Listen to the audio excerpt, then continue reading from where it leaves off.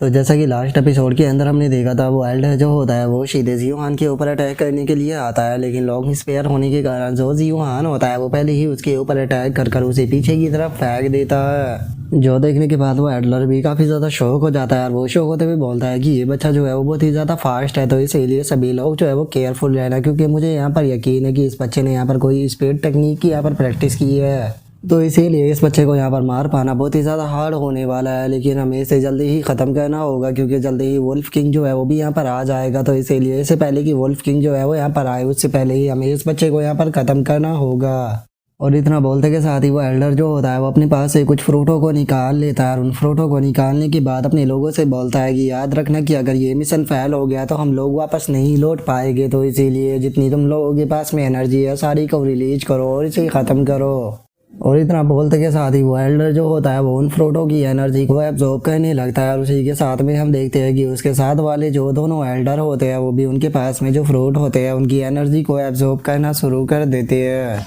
जिसके बाद अब हम देखते हैं कि उनमें से एक एल्डर जो होता है वो ब्रेक थ्रू कर जाता है, जिसे देखने के बाद जियोहान जो होता है वो उसे बोलता है कि क्या बात है, तुमने तो 10 डैन रियलम पर ब्रेक थ्रू कर लिया, लेकिन 10 डैन रियलम पर ब्रेक थ्रू करने के बाद भी तुम्हें कोई फायदा नहीं होने वाला, क्योंकि बस ये रिसोर्सेज की बर्बादी है। और इतना बोलते के साथ ही जियोहान जो होता है वो अपने मन में सोचता है कि इन लोगों ने इतना तो बता दिया कि ये इंस्टेंट इमोर्टल है, लेकिन उन्होंने ये नहीं बताया कि आखिर इनका डीमन लॉर्ड कौन है, क्योंकि मेरी पिछले लाइफ में यांगुई सिटी के अंदर 12 बहुत ही पावरफुल डीमन लॉर्ड हुआ करते थे। और जियोहान के इतना सोचते के साथ ही उनमें से एक एल्डर जो होता है वो चिल्लाते हुए जियोहान से बोलता है कि जियोहान, जैसा कि तुम देख ही सकते हो कि हम लोग जो है वो गोल्ड कोर स्टेज पर आ चुके हैं, तो इसीलिए अब हम लोगों की पावर के बीच में इतना बड़ा गैप है कि तुम यहाँ पर इसे नहीं संभाल पाओगे और अब तुम्हें मरने से कोई नहीं बचा सकता। और गाइस, जैसा कि मैंने आप लोगों को शुरू में ही बताया था, इस सीरीज के अंदर जो कल्टीवेशन के लेवल है उन्हें बहुत ही ज़्यादा पेचीदा किया गया है। हर बार इनके कल्टीवेशनों के लेवलों के नाम जो होते हैं वो बदल दिए जाते हैं, लेकिन आगे जाके जैसे ही मुझे कंफर्म होगा तो मैं आपको एक एक लेवल के बारे में अच्छे से बता दूंगा। और अब वो एल्डर जो होता है वो चिल्लाते हुए जियोहान से बोलता है कि जियोहान, तुम्हारे पास में अभी भी टाइम है कि मेरे सामने नील डाउन कर यहाँ पर अपनी जान की भीख मांगो और जो सैक्रेड ट्री है वो मुझे दे दो, जिसके बाद हो सकता है कि मैं तुम्हें यहाँ पर एक आसान मौत दे दूँ। और इससे अलग अगर तुम यहाँ पर हमारे से फाइट करने के बारे में सोच रहे हो तो इस ख्याल को अपने दिमाग से निकाल दो, क्योंकि तुम्हारी औकात हमारे सामने कीड़े से ज़्यादा कुछ भी नहीं है और हम लोग तुम्हें बहुत ही आसानी से यहाँ पर मसल सकते हैं। जो सुनकर जियोहान उनसे बोलता है कि अगर तुम तीनों बूढ़ों ने यहाँ पर थोड़े से फ्रूटों को खाकर अपनी पावर को बढ़ा लिया है तो तुम्हें लगता है कि तुम मेरे सामने एरोगेंट बन सकते हो। अगर तुम्हारे दिमाग के अंदर इस तरह के ख्याल आ रहे हैं तो उसे अपने दिमाग से निकाल दो और मुझे बताओ कि आखिर तुम्हें यहाँ पर किस डीमन लॉर्ड ने यहाँ पर भेजा है और आखिर उसका यहाँ पर मिशन क्या है। जो सुनते के साथ ही उन एल्डरों को काफ़ी ज़्यादा गुस्सा आ जाता है और एक एल्डर जो होता है वो जियोहान के ऊपर अटैक करते हुए बोलता है कि एरोगेंट बच्चे, तुम्हारी इतनी हिम्मत कि तुम हमारे लॉर्ड को इस तरह से एरोगेंट होकर मेंशन करो, लगता है कि तुम्हें यहाँ पर गोल्ड कोर की पावर जो है वो दिखानी पड़ेगी।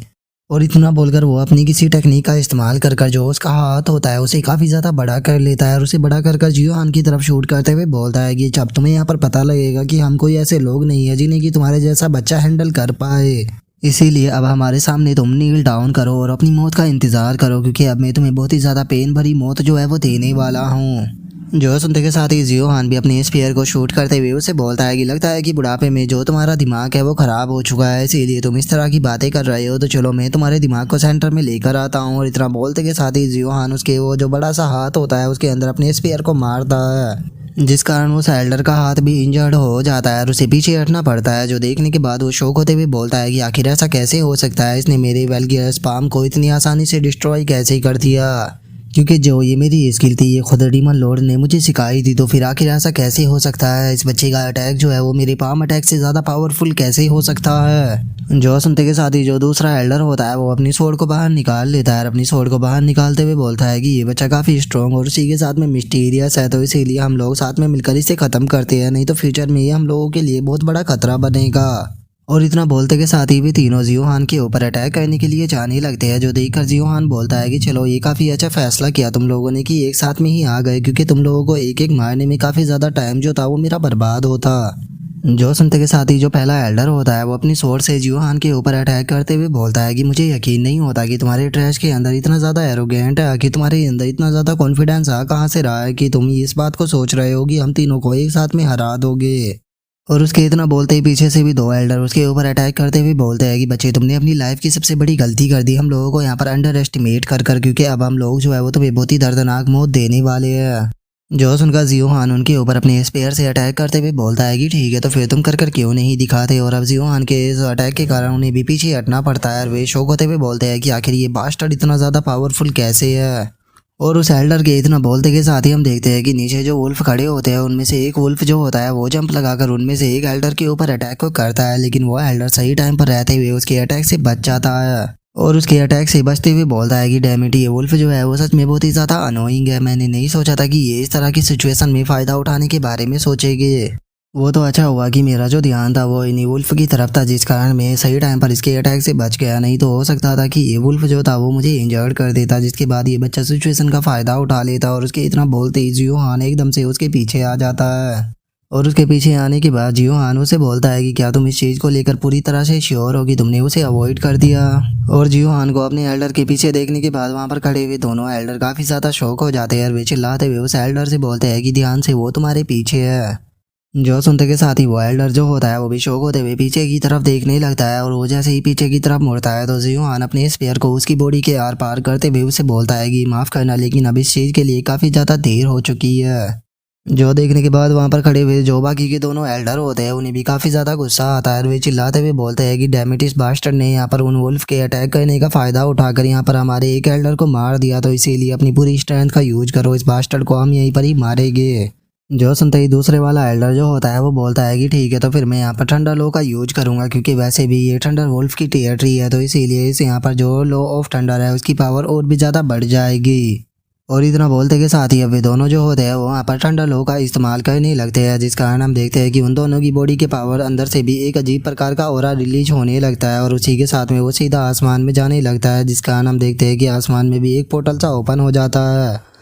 और हम देखते हैं कि अब वो थंडर जो होता है वो सीधे जियोहान की तरफ आने लगता है और वे एल्डर जो होते हैं वो चिल्लाते हुए बोलते हैं कि बास्टर्ड, अब तुम यहाँ पर मरोगे। और उनके इतना बोलते के साथ ही हम देखते हैं कि वो थंडर सीधे जियोहान की बॉडी के ऊपर गिरता है। और जियोहान को उसकी जगह पर खड़ा हुआ देखने के बाद वे दोनों एल्डर जो होते हैं वो बोलते हैं कि लगता है कि ये बच्चा सच में बहुत ही बड़ा बेवकूफ़ था, जो कि अपनी जगह से हिला भी नहीं। क्योंकि अगर बात की जाए इस थंडर की तो अगर कोई गोल्ड कोर स्टेज की पीक का भी बंदा हो तो वो भी इस थंडर से नहीं बच पाएगा। और इस बच्चे के रिएक्शन को देखकर मुझे ऐसा लगता है कि इसने अपनी लाइफ में आज से पहले इतना पावरफुल अटैक जो था वो नहीं देखा था, इसीलिए ये इतना ज़्यादा डर गया कि ये अपनी जगह से हिल ही नहीं पाया। लेकिन अब इसके यहाँ पर बचने का कोई चांस नहीं है, ये यहाँ पर 100% मारा जाएगा। जो सुनते के साथ ही दूसरा वाला एल्डर जो होता है वो बोलता है कि एक बात तो माननी पड़ेगी कि इस बच्चे के पास में काफ़ी अच्छी स्ट्रेंथ थी, अगर ये हमारे साथ में मिल जाता तो इससे हम लोगों को काफ़ी ज़्यादा बेनिफिट हो सकता था। जो सुनते के साथ ही दूसरे वाला एल्डर बोलता है कि तुमने बिल्कुल सही कहा, हम तीनों जो थे वो गोल्डन कोर स्टेज पर थे, लेकिन उसके बाद भी इसने हम तीनों के साथ में फाइट की और हम में से एक को मार भी दिया। और इसे ख़त्म करने के लिए हमें यहाँ पर थंडर लो का इस्तेमाल करना पड़ा, लेकिन अपनी मौत के लिए ये खुद जिम्मेदार है, क्योंकि ये खुद को ही कुछ ज़्यादा पावरफुल समझ रहा था, जिस कारण ये डीमन लॉर्ड के खिलाफ गया, जिसका साफ साफ मतलब था कि ये खुद अपनी मौत को ढूंढ रहा था। और उनके इतना बोलते के साथ ही हम देखते हैं कि जियोहान जो होता है वो तुम्हें से निकल कर बाहर आने लगता है और वो बाहर आते हुए बोलता है कि क्या तुम लोग जो है वो यहाँ पर मेरे बारे में बातें कर रहे हो। और अब जियोहान को जिंदा देखने के बाद वे दोनों एल्डर भी काफ़ी ज़्यादा शौक हो जाते हैं और वे चिल्लाते हुए बोलते हैं कि आखिर अभी तक तुम जिंदा कैसे हो, क्योंकि तुम्हें मारने के लिए हमने यहाँ पर 3 हिडन क्लाउड थंडर का इस्तेमाल किया था, तो फिर आखिर तुम उससे बच कैसे गए। जो सुनकर जियोहान जो होता है वो उन लोगों से बोलता है कि क्या तुम्हें लगा था कि तुम्हारा जो मामूली सा थंडर लो मुझे यहाँ पर मार पाएगा। और इतना बोलकर वो अपने मन में सोचता है कि इन लोगों को मैं कैसे बताऊँ कि मेरे पास में इंटेंस सेलेस्टियल बॉडी है,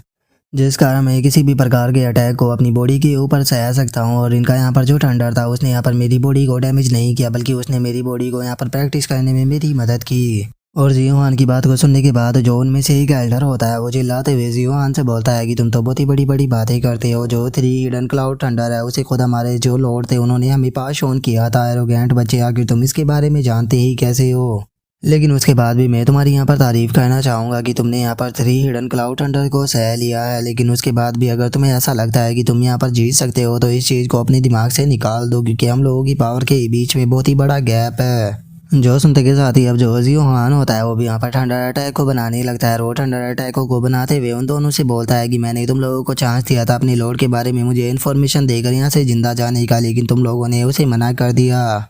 तो इसीलिए अब तुम लोग जो है वो यहाँ पर मारे जाओगे और उससे अलग मैं तुम लोगों को दिखाऊंगा कि आखिर जो थंडर लो होता है वो असल में क्या होता है। और इतना बोलते के साथ ही वो अपने मन में सोच जाए कि जल्दी ही जो वुल्फ किंग है उसका ध्यान मेरी तरफ आ जाएगा, तो इसीलिए मुझे इस फाइट को जल्दी खत्म करना होगा। और जियोहान के इतना सोचते के साथ ही हम देखते हैं कि आसमान में एक बहुत ही बड़ा थंडर जो होता है वो बनने लगता है, जिसका चेहरा जो होता है वो ड्रैगन की तरह लग रहा होता है। और अब इसे देखते के साथ ही वे दोनों एल्डर भी काफ़ी ज़्यादा शौक हो जाते हैं। और जो पहला एल्डर होता है वो शौक होते हुए बोलता है कि आखिर ऐसे कैसे हो सकता है, ये तो ठंडा लो है। जो सुनते के साथ ही जो दूसरे वाला बंदा होता है वो भी शौक होते हुए बोलता है कि लेकिन आखिर ये इतना यंग होने के बाद भी इस ठंडा लो को प्रैक्टिस कैसे ही कर सकता है, और उसी के साथ में और इसका ठंडा लो जो है वो इतना ज़्यादा पावरफुल कैसे है। और इतना बोलते के साथ ही वो एल्डर जो होता है वो चिल्लाते हुए जियोहान से बोलता है कि बच्चे तुम केवल फाउंडेशन स्टेज पर हो, तो इसीलिए मुझे बताओ कि आखिर तुम किस प्रकार की डीमन स्किल का यूज कर रहे हो, क्योंकि इसे देखकर मैं इतना तो कंफर्म हूँ कि ये ठंडर लो नहीं है। और उस एल्डर की बात को सुनने के बाद जियोहान जो होता है वो उसे बोलता है कि सच में तुम लोग जो हो बहुत ही बड़ी बेवकूफ़ हो, क्या तुमने आज से पहले जो स्काई ठंडर है उसके बारे में नहीं सुना। और स्काई थंडर का नाम सुनते के साथ ही तो अब उन एल्डरों की हालत और भी ज़्यादा ख़राब हो जाती है और वे शौक होकर चिल्लाते हुए बोलते हैं कि क्या ये वो लेजेंडरी स्काई थंडर है जिसे कि ठंडर लोग के अंदर सबसे पावरफुल स्किल माना जाता है। नहीं, ऐसा नहीं हो सकता। और उनके इतना बोलते के साथ ही वो स्काई थंडर जो होता है वो सीधे जाकर उनसे टकराता है, जिस कारण वे वहीं पर ही ख़त्म हो जाते हैं। और जियोहान अपने मन में सोचता है कि अपनी पिछली लाइफ के अंदर मैंने ठंडर लोग की काफ़ी सारी स्किलें जो थी उन्हें मास्टर किया था। और अगर बात की जाए स्काई थंडर की, तो स्काई थंडर स्किल जो है वो बहुत ही पहले ख़त्म हो चुकी थी, लेकिन पिछली लाइफ के अंदर मुझे कुछ एंशिएंट नोट्स जो थे वो मिले थे, जिस कारण मैंने इस स्किल को सीख लिया था और इसीलिए मुझे मेरी पिछली लाइफ के अंदर लॉर्ड ऑफ थंडर भी कहा जाता था। और ये काफ़ी दुख की बात है कि अभी मेरी कल्टीवेशन जो है वो काफ़ी ज़्यादा लो है, इसीलिए मैं जो स्काई थंडर है उसकी पूरी पावर जो है उसका इस्तेमाल नहीं कर सकता हूँ। लेकिन अगर मैं यहाँ पर अपनी पीक पर होता तो उसके बाद में मैं स्काई थंडर जो है उसकी असली पावर जो है वो नहीं दिखाता। क्योंकि अगर बात की जाए मेरे इस अटैक की, तो ये तो स्काई थंडर का 1% भी नहीं है। अगर मैं अपनी पीक पर होता तो उसके बाद में मैं 9 ट्रिब्यूलेशन जो है उसे यहाँ पर एक्टिवेट कर देता। और अगर 9 ट्रिब्यूलेशन थंडर की बात की जाए तो वो इतना ज़्यादा पावरफुल है कि वो पूरे के पूरे वर्ल्ड को भी एक ही पल में डिस्ट्रॉय कर सकता है। और जियोहान के इतना सोचते के साथ ही हम फैंक्यू को देखते हैं, जो कि उन तीनों एल्डरों को मरता हुआ देखने के बाद काफ़ी ज़्यादा शौक होकर चिल्लाते हुए बोलता है कि नहीं, ऐसा नहीं हो सकता, ये इम्पॉसिबल है। और उसके इतना बोलते ही हम देखते हैं कि एक वुल्फ धीरे धीरे उसकी तरफ बढ़ने लगता है। लेकिन जो फैंक्यू होता है उसका ध्यान इस चीज़ के ऊपर बिल्कुल भी नहीं होता और वो शौक होते हुए बोलता है कि आखिर ऐसा कैसे हो सकता है। डीमन लॉर्ड ने अपने सबसे पावरफुल लोगों में से 3 लोगों को यहाँ पर भेजा था, लेकिन जियोहान जो है उसने अकेले ही यहाँ पर तीनों को मार दिया। कहीं मैं यहाँ पर कोई सपना तो नहीं देख रहा हूँ, आखिर ऐसा कैसे हो सकता है। और उसके इतना बोलते के साथ ही हम देखते हैं कि वो वुल्फ जो होता है वो उसके पीछे आ जाता है और उसके ऊपर अटैक करने के लिए तैयार होता है। लेकिन फैंक्यू का ध्यान अभी भी उसके ऊपर नहीं जाता और वो चिल्लाते हुए बोलता है कि जियोहान मैं तुम्हें ख़त्म करूंगा। और उसके इतना बोलते के साथ ही हम देखते हैं कि वो वुल्फ जो होता है वो उसके ऊपर अटैक कर कर उसे वहीं पर ही मार देता है, जिसे देखने के बाद जियोहान जो होता है वो अपने मन में सोचता है कि मैं इतना तो जानता था कि यहाँ पर फैंग फैमिली जो है उसे कोई बैकअप दे रहा है, लेकिन ये चीज़ मैंने कभी भी नहीं सोची थी कि उसे बैकअप देने वाला कोई और नहीं बल्कि जो 12 डीमन लॉर्ड है उनमें से कोई एक होगा। लेकिन सच में जो फैंग फैमिली है वो बहुत ही ज़्यादा क्रूअल है, क्योंकि उसने केवल एक सेक्रेटरी को पाने के लिए न्यूक्लियर बम का इस्तेमाल कर कर पता नहीं कितने सारे लोग जो थे उन्हें मार दिया था, और ये भी डीमन लॉर्ड की ही कमांड पर इन्होंने किया होगा। लेकिन ये किस्मत का खेल है कि हम जिस तरह की बीज को बोते हैं हमें उसी तरह का फल जो होता है वो उसके अंदर से मिलता है। और यहाँ पर जो फैंक्यू ने किया था उसके साथ में भी वही हुआ है, ये इसी प्रकार की मौत जो थी उसे डिजर्व करता था। और जियोहान के इतना सोचते के साथ ही हम देखते हैं कि जो वो थंडर वुल्फ होता है वो एकदम से जोर जोर से चिल्लाना शुरू कर देता है, जिस कारण अब हम देखते हैं कि वहाँ पर बहुत ही सारे उड़ने वाले वुल्फ जो होते हैं वो भी आ जाते हैं। और उन उड़ने वाले वुल्फों को देखने के बाद वहाँ पर खड़े हुए लोग शौक होते हुए बोलते हैं कि क्या उड़ने वाले वुल्फ भी इस वर्ल्ड के अंदर एग्जिस्ट करते हैं। सच में ये तो बहुत ही ज़्यादा बुरा है, क्योंकि अब इनके हाथों से बचकर निकलना और भी ज़्यादा मुश्किल होगा। और उन लोगों के इतना बोलते के साथ ही अब हम देखते हैं कि वे सभी वुल्फ जो होते हैं वो एक साथ में मिलने के बाद वहाँ पर जितने भी स्टूडेंट मौजूद होते हैं उन सभी को चारों तरफ से घेर लेते हैं, जिसे देखने के बाद जियोहान जो होता है वो अपने मन में सोचता है कि मैंने नहीं सोचा था कि यहाँ पर जो स्काई वुल्फ है वो भी मौजूद हो गए, लेकिन अब चूंकि ये भी यहाँ पर आ चुके हैं तो इसीलिए लगता है कि ये हम सभी को यहाँ पर मारना चाहते हैं। लेकिन यहाँ पर एक चीज़ जो है वो मेरी समझ में बिल्कुल भी नहीं आ रही कि जो थंडर वुल्फ होते हैं वो बहुत ही ज़्यादा नासमझ होते हैं और इस तरह की प्लानिंग को करना इनकी बस की बात नहीं होती, तो फिर आखिर ये इस तरह के इंटेलिजेंस का यूज कर कर हम सभी को किस प्रकार घेर पा रहे हैं। कहीं इसका मतलब ये तो नहीं कि इसके पीछे भी जो डीमन लॉर्ड है उसी का हाथ है और उनमें से ही कोई डीमन लॉर्ड जो है वो इन वुल्फों को यहाँ पर कंट्रोल कर रहा है। और जियोहान के इतना सोचते के साथ ही हमारा व्यू जो होता है वो एक फ्लाइंग शिप के अंदर आ जाता है, जहाँ पर कि हम देखते हैं कि उस फ्लाइंग शिप के अंदर काफ़ी सारे स्टूडेंट जो होते हैं वो बैठे होते हैं। और हम देखते हैं कि उन स्टूडेंटों के बीच में जो यूनर होती है वो भी मौजूद होती है और एक बंदा जो होता है वो बोलता है कि सिस्टर यूनर, लगता है कि जिंक्सी केव के अंदर काफ़ी ज़्यादा खतरा है क्योंकि जो हेड मास्टर हुआ है उसने स्पेशली हम लोगों को वहाँ पर भेजा है ताकि हम लोग जो है वो जिंक्सी केव के अंदर जाने के बाद वहाँ पर स्टूडेंट जो मौजूद है उन्हें ट्रैप से बाहर निकाल कर बाहर लेकर आ सके। लेकिन मुझे नहीं लगता कि अगर हम लोग वहाँ पर जा रहे हैं तो ये मैटर जो है वो ज़्यादा डिफ़िकल्ट होगा। और अब हमें इस बंदे के बारे में बताया जाता है कि इसका नाम लोंगवो है जो कि लोंग फैमिली से बिलोंग करता है। और अब लोंगवो जो होता है वो यूनर से बोलता है कि कैसा रहेगा कि इस टास्क को कंप्लीट करने के बाद आप मेरे साथ में मेरी लोंग फैमिली के अंदर चलो, क्योंकि हम वहाँ पर जाने के बाद थोड़ा इन्जॉय भी कर सकते हैं। और इससे अलग मेरे क्लैन का जो एल्डर है वो भी आपसे मिलना चाहते हैं क्योंकि उन्हें पता लगा है कि आप हेड मास्टर हुआ कि अभी अभी न्यू डिसाइबल बनी हो। जो सुनते के साथ ही यूनर जो होती है वो उसे बोलती है कि सीनियर ब्रदर, क्या आप मेरे साथ में मजाक कर रहे हो? मैं जानती हूँ कि हाई लॉन्ग फैमिली जो है वो एंशिएंट फैमिली की बड़ी फैमिलियों में से एक है, तो इसीलिए जब भी मेरे पास में टाइम होगा तो मैं वहाँ पर ज़रूर जाऊँगी। और उसकी इस बात को सुनने के बाद हम देखते हैं कि लॉन्ग वो बिल्कुल भी खुश नहीं होता और वो उसे बोलता है कि ठीक है, जब तुम्हारा मन हो तो मुझे बता देना। और इतना बोलकर वो गुस्से में अपने मन में सोचता है कि ये कितनी ज़्यादा अनोइंग है। क्या इसको ऐसा लगता है कि अगर ये हेड मास्टर की डिसाइपल बन गई है तो इसका स्टेटस जो है वो मुझसे ज़्यादा ऊपर हो गया। और उसी के साथ में आखिर इसकी हिम्मत कैसी हो गई मुझे यहाँ पर इस तरह से ट्रीट करने की। इवन कि मेरी लॉन्ग फैमिली जो है उसने मुझे आज तक इस तरह से ट्रीट नहीं किया। आखिर ये खुद को समझती क्या है? लेकिन छोड़ो, मैं इसकी इस चीज़ को देखने के बाद भी इसके ऊपर गुस्सा नहीं करता क्योंकि वैसे भी जो खूबसूरत लड़कियाँ होती है उनके अंदर थोड़ा एटीट्यूड भी ज़रूरी होता है। और वैसे भी आज नहीं तो कल मैं तुम्हें अपनी बना ही लूँगा। और उसके इतना बोलते के साथ ही हमारा व्यू जिंक्सी केव के अंदर आ जाता है, जहाँ पर कि हम देखते हैं कि वेवुल्फ जो होते हैं वो एक एक कर वहाँ पर मौजूद स्टूडेंटों को मार रहे होते हैं। और वहीं कुछ स्टूडेंट जो होते हैं वो उनके साथ में फाइट कर रहे होते हैं। और जो यूनर होती है वो चिल्लाते हुए बोलती है कि सभी लोग यहाँ से पीछे हटो। और जितने भी डिसाइबल होगी यहाँ पर कल्टीवेशन लो है वे सभी के सभी यहाँ पर पीछे रहेंगे क्योंकि ये वुल्फ जो है वो बहुत ज़्यादा पावरफुल है और तुम इनका सामना नहीं कर पाओगे। और युंजी के इतना बोलते ही हम देखते हैं कि एक वुल्फ जो होता है वो बुल किंग के ऊपर सीधे आकर अटैक को करता है, जिस कारण हम देखते हैं कि उसके अटैक के कारण बुल किंग जो होता है वो भी काफ़ी पीछे हट जाता है। और अब वो युंजी से बोलता है कि मिसी युंजी, मुझे नहीं लगता कि मैं इन्हें ज़्यादा देर तक रोक पाऊंगा क्योंकि इनकी संख्या और पावर काफ़ी ज़्यादा है। और उसी के साथ में जो वुल्फ किंग ने यहाँ पर बाकी के फ्लाइंग वुल्फों को बुलाया है वो तो इन नॉर्मल वाले वुल्फों से भी ज़्यादा पावरफुल है। जो सुनते के साथ ही जो युंजी होती है वो अपने पास से किसी चीज़ को निकाल कर अब अपनी पावर को इकट्ठा करते हुए बोलती है कि लगता है कि अब मेरे पास में कोई दूसरी चॉइस नहीं बची। और चूंकि अब मेरे पास में कोई दूसरी चॉइस नहीं बची है तो अब ना चाहते हुए भी मुझे इसे रिफाइन करना होगा। और उसके इतना बोलते के साथ ही हमें पता लगता है कि उसके हाथ में कुछ और नहीं बल्कि 5 एलिमेंट के क्रिस्टलों में से एक क्रिस्टल होता है। और युंजी उस क्रिस्टल को रिफाइन करने ही वाली होती है, लेकिन तभी पीछे से एक स्टूडेंट आते हुए उसे बोलता है कि प्लीज़ युंजी इसे रिफाइन मत करो क्योंकि अगर तुमने इसे रिफाइन कर लिया तो लो फैमिली का प्लान जो है वो फेल हो जाएगा। और उसके इतना बोलते के साथ ही हमें पता लगता है कि वो एक एल्डर होता है जिसने कि स्टूडेंट के नकाब को लगाया होता है। और वो युंजी से बोलता है कि अगर अभी तुमने यहाँ पर इसे रिफाइन कर लिया तो तुम्हारी फाउंडेशन ख़राब हो जाएगी क्योंकि अभी तुम्हारी फाउंडेशन जो है वो ज़्यादा अच्छी नहीं है। और इतना बोलकर वो एल्डर जो होता है वो अपने मन में सोचता है कि मुझे यहाँ पर ऑर्डर दिया गया था कि मैं युंजी के साथ में आकर यहाँ पर उसके ऊपर नज़र रखूँ ताकि किसी सिचुएशन में पड़ने के बाद युंजी बिना फाउंडेशन को अच्छी करे इसे रिफाइन ना कर ले।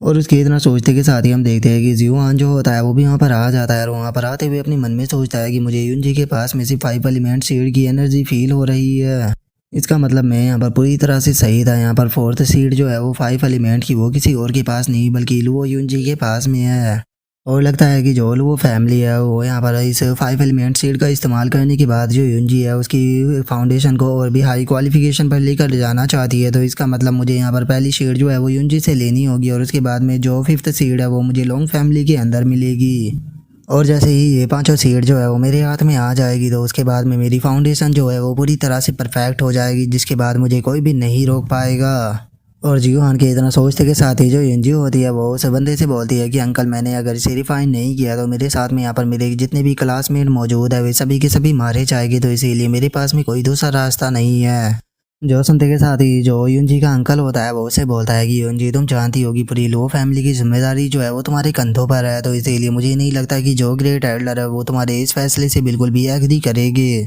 और अगर बात की जाए यहाँ पर तुम्हारे क्लासमेट की तो ये क्लासमेट जो है वो बस तुम्हारे क्लासमेट है और अगर ये यहाँ पर मारे भी जाते हैं तो जब तुम पावरफुल बन जाओगी तो फ्यूचर में तुम अपने यहाँ पर क्लासमेटों का बदला ले सकती हो। तो इसीलिए तुम्हें यहाँ पर जल्दबाजी जो है वो बिल्कुल भी नहीं करनी चाहिए और तुम्हें अच्छे से सोचना चाहिए कि आखिर तुम्हारे लिए यहाँ पर क्या ज़्यादा इंपॉर्टेंट है, तुम्हारी लो फैमिली या फिर बस तुम्हारे क्लासमेट।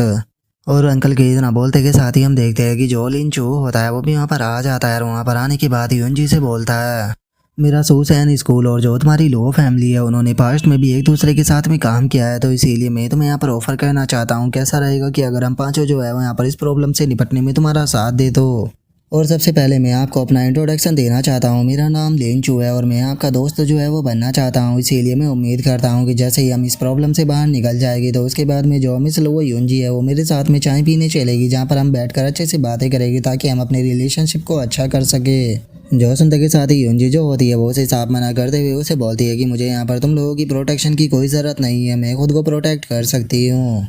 जो सुनते के साथ ही जो लिन जियान होती है उसे यूंजी के ऊपर काफ़ी ज़्यादा गुस्सा आता है और वो गुस्से में चिल्लाते हुए उसे बोलती है कि तुम्हारी हिम्मत कैसे हो गई हमारे शू शैन स्वॉर्ड स्कूल को कमज़ोर समझने की। यहाँ पर मौजूद सभी लोग जो है वो इस चीज़ को बहुत ही अच्छे से जानते हैं कि जो तुम्हारी लो फैमिली और जो हमारा शू शैन स्वॉर्ड स्कूल है उसके बीच में इस टाइम पर किस प्रकार के रिलेशनशिप जो है वो चल रही है। लेकिन तुम्हें यहाँ पर शुक्र मनाना चाहिए कि मेरा ब्रदर लिंचू जो है वो यहाँ पर तुम्हारे साथ में दोस्ती करना चाहता है, जो कि सच में तुम्हारे लिए ब्लेसिंग की बात है। लेकिन उसके बाद भी तुम्हारी इतनी हिम्मत कि तुम यहाँ पर मेरे भाई के ऑफर को रिजेक्ट कर सको।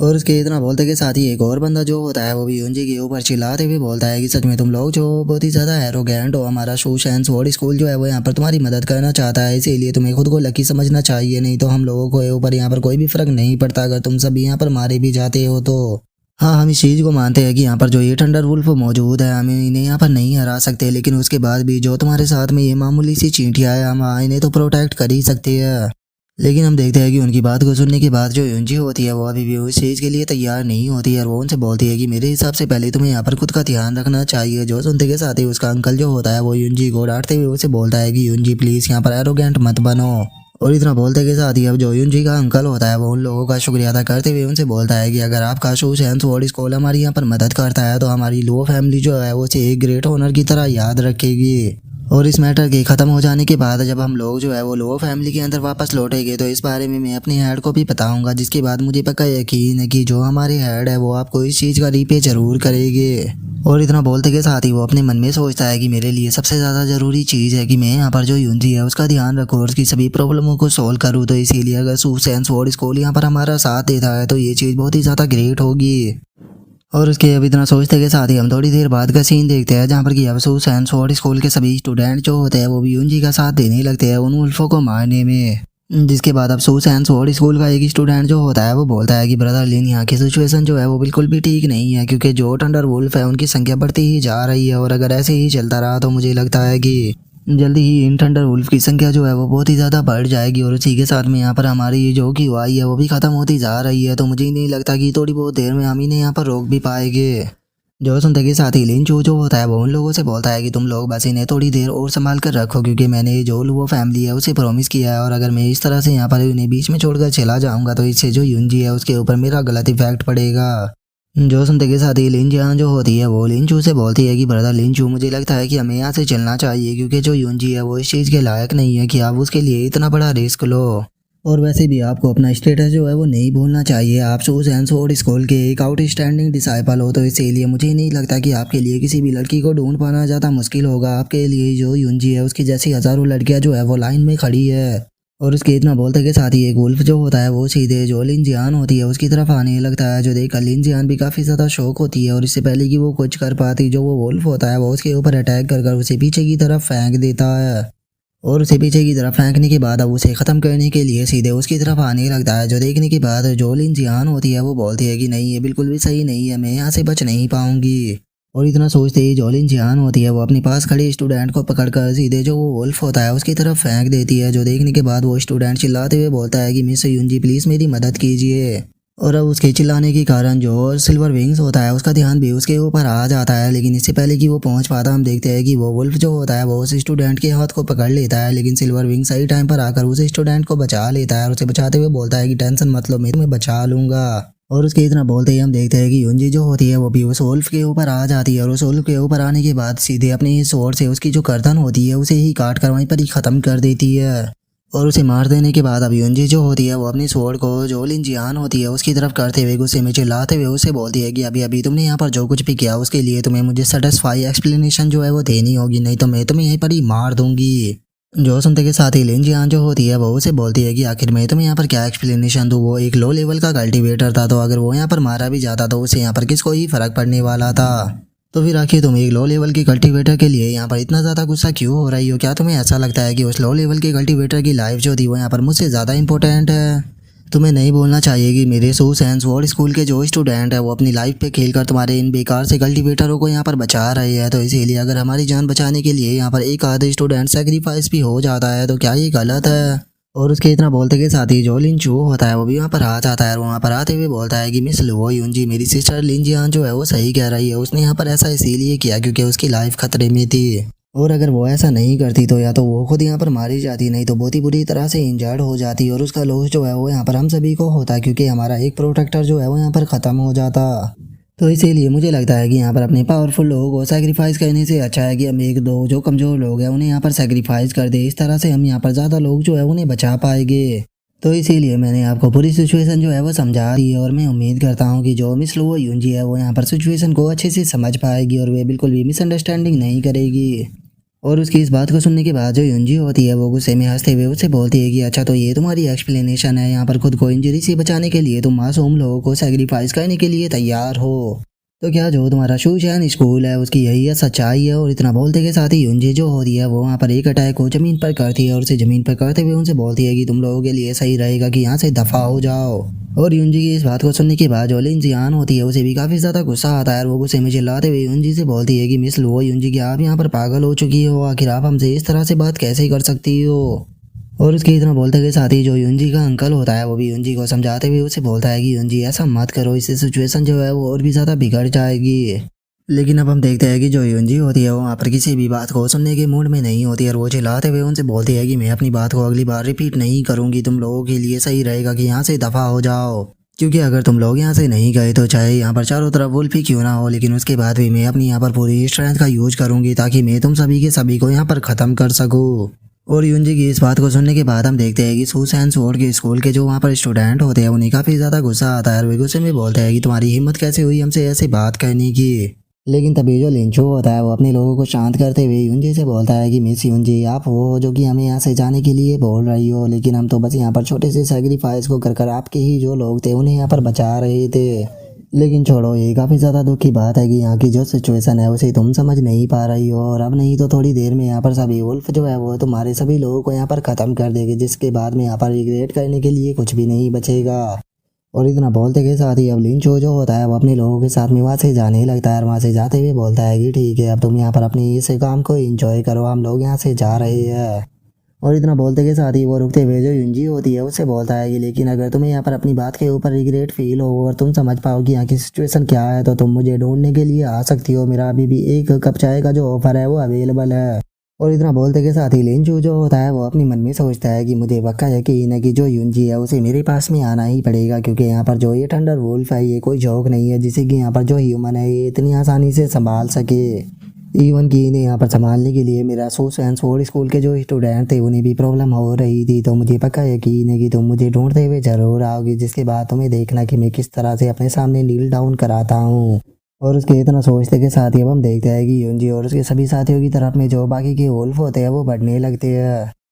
और अब जो बुल किंग होता है वो युनजी से बोलता है कि मिस युनजी, यहाँ पर सूस एंड स्वॉर्ड स्कूल के लोगों के कारण ही यहाँ पर और भी ज़्यादा थंडर वुल्फ जो है वो अट्रैक्ट हो गए हैं और उनके अब एकदम से ऐसे चले जाने के कारण इन्हें यहाँ पर रोकने में बहुत ही ज़्यादा प्रॉब्लम आने वाली है। और उसके इतना बोलते के साथ ही जो युनजी होती है वो 5 एलिमेंट सीड को बाहर निकाल लेती है, जो देखने के बाद जो उसका अंकल होता है वो उसे रोकते हुए बोलता है कि युनजी प्लीज़ ऐसा मत करो। जो सुनते के साथ ही युनजी जो होती है वो अपने अंकल को मना करते हुए उससे बोलती है कि सेकंड अंकल, अब यहाँ पर कुछ भी मत बोलना, क्योंकि मैंने फैसला कर लिया है कि मैं ऐसा करके रहूँगी। इवन कि जो ग्रेट एल्डर है अगर वो मुझे इस चीज़ के लिए पनिश भी करेगी तो मैं पनिशमेंट को भी लेने के लिए तैयार हूँ। जो सुनते के साथ ही जो उसका सेकंड अंकल होता है वो युनजी से चिल्लाते हुए बोलता है कि युनजी ऐसा मत करो, क्या तुम पागल हो चुकी हो? अगर तुमने ऐसा किया तो तुम कभी भी ग्रेट फाउंडेशन जो है उसे नहीं पा पाओगी, क्योंकि तुम्हें नहीं बोलना चाहिए कि तुम्हें अपनी कल्टीवेशन जो है उसे एक बहुत ही बड़े लेवल पर लेकर जाना है। तुम्हें यहाँ पर जो ग्रेट एल्डर है उन्हें भी यहाँ पर सप्रेस करना है ताकि तुम हमारी लो फैमिली की ग्लोरी जो है उसे वापस लेकर आ सको, लेकिन अगर तुमने ऐसा किया तो ऐसा कुछ भी नहीं हो पाएगा।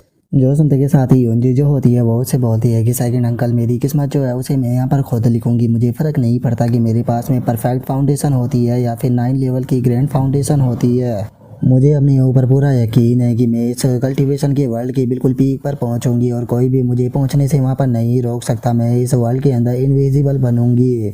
और इतना बोलकर वो उस 5 एलिमेंट सीड को रिफाइन करने ही वाली होती है, लेकिन तभी जियोहान जो होता है वो एकदम से उसके सामने आ जाता है और उसके सामने आने के बाद जो वो एलिमेंट सीड होती है उसे ले लेता है। जो देखकर जो युंजी होती है उसे कुछ भी समझ में नहीं आता और वो जियोहान से बोलती है कि जियोहान आखिर तुम ऐसा क्यों कर रहे हो। जो सुनते के साथ ही जियोहान जो होता है वो युंजी से बोलता है कि मिस युंजी, मैं आपके साथ में यहाँ पर एक बिजनेस जो है वो कहने वाला हूँ। आपको ये 5 एलिमेंट सीड जो है वो मुझे देनी होगी और बदले में मैं यहाँ पर आपके जितने भी लोग मौजूद है उन सभी को यहाँ से जिंदा बचा कर लेकर जाऊँगा।